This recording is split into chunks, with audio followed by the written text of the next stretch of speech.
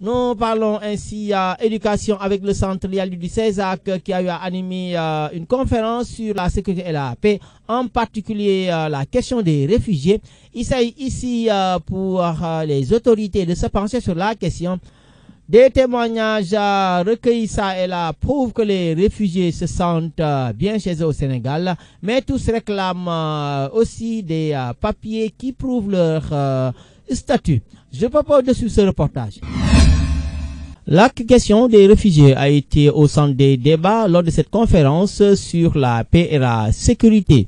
Il s'agissait de passer en revue les difficultés notamment éprouvées par des réfugiés ici au Sénégal. C'est le cas ici de cette étudiante rwandaise. Principalement, parfois ce sont des problèmes d'adaptation, l'éducation, l'accès à, par exemple, à des services de base.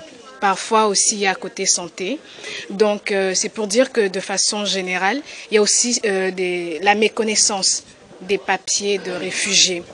Ainsi, pour leur permettre de s'intégrer facilement dans le tissu sociétal, le commissariat des réfugiés a détaillé tout un programme. Objectif, et oui, ça arrive, les témoignages que vous avez entendus aujourd'hui de Michaelou, de Yvonne, vous prouvent que justement, ils ont pu, grâce à l'éducation, grâce à la formation qu'ils ont eue, trouver un emploi et s'intégrer dans la société sénégalaise.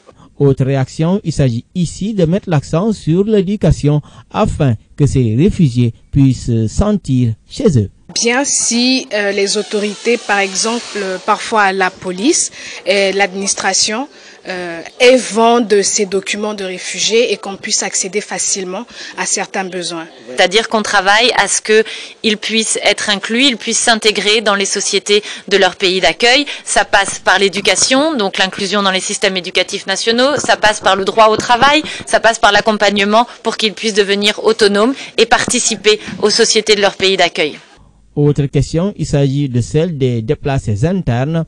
Leur permettre de retrouver leur famille reste aussi un défi. Ce n'est pas seulement la question des réfugiés, mais c'est aussi la question des déplacés internes forcés, mais aussi tout ce que vous avez vu comme dans le film qui se passe autour du bassin du lac Tchad, avec les questions d'extrémisme violent, etc.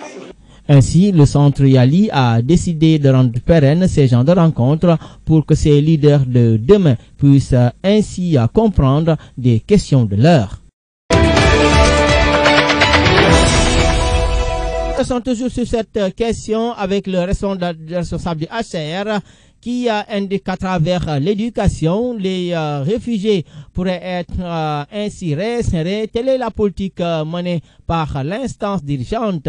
Je propose d'écouter Bakin, le responsable du HCR, au micro de Maguette Diop. Je vais me prononcer pour ce qui me concerne, c'est-à-dire la partie éducation. Au Sénégal, on a la chance que les réfugiés puissent accéder au système éducatif national, ce qui est une très bonne chose. Maintenant, on continue à appuyer notamment le ministère de l'Éducation, les partenaires du secteur éducatif pour renforcer l'inclusion, pour renforcer la qualité du système éducatif, pour qu'il puisse bénéficier à la fois aux populations déplacées et à la fois aux populations des communautés hautes. Tout à fait. Et l'initiative qu'on a vue aujourd'hui, donc avec ces jeunes de Yali, montre que la jeunesse de ces différents pays, par l'intermédiaire du réseau Yali, a envie de s'engager, a envie de renforcer la solidarité entre les différentes communautés. Et c'est ce genre d'initiative que nous, on cherche à encourager pour améliorer la cohésion sociale, pour améliorer l'inclusion et pour bénéficier à toutes les populations déplacées et communautés hautes. Autre réaction, il s'agit de Sanchez. Selon lui, responsable du CICR, il s'agit ici de les prendre en charge, mais aussi de trouver des solutions face aux personnes qui ont eu à émigrer, mais qui ont perdu de vue leurs parents. Je propose d'écouter Sanchez, toujours au micro de Maguette Diop. Ici